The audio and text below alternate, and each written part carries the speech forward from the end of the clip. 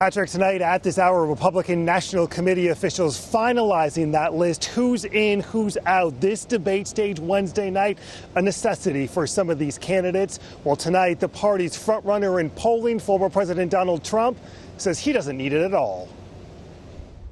Tonight, the Deer District transforming. Moderator Bret Baier alongside former Governor Scott Walker today, now just hours away, preparing for a primetime debate without the Republican frontrunner, former President Donald Trump. No Trump. No President Trump. Is that surprising? Is that disappointing to you? I wasn't surprised by it. Look, people have their own reasons to debate or not to debate. I think everyone would agree he's well ahead right now. So it's not just President Trump. Anybody that far ahead would probably not come and be on the debate stage and let 8 or 9 people jump all over him. Tonight, it appears 9 candidates may make the debate stage. An 8 o'clock deadline now passed to meet the requirements set by the Republican National Committee.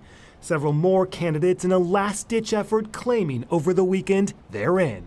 There are a couple candidates that are really on the bubble right now. They can't just say they have it. They have to actually submit it to us for us to vet.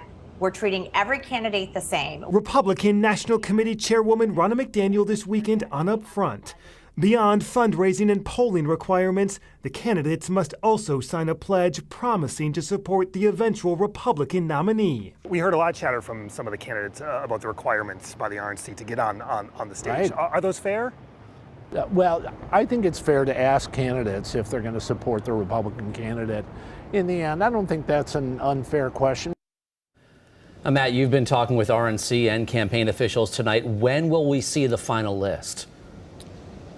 Tomorrow morning, Patrick. Tonight, RNC officials working to ensure those campaigns have reached the 40,000 donor threshold and that they've signed the pledge. The latest national polling tonight giving former President Donald Trump nearly a 40-point lead opposed to his nearest competitor, Florida Governor Ron DeSantis.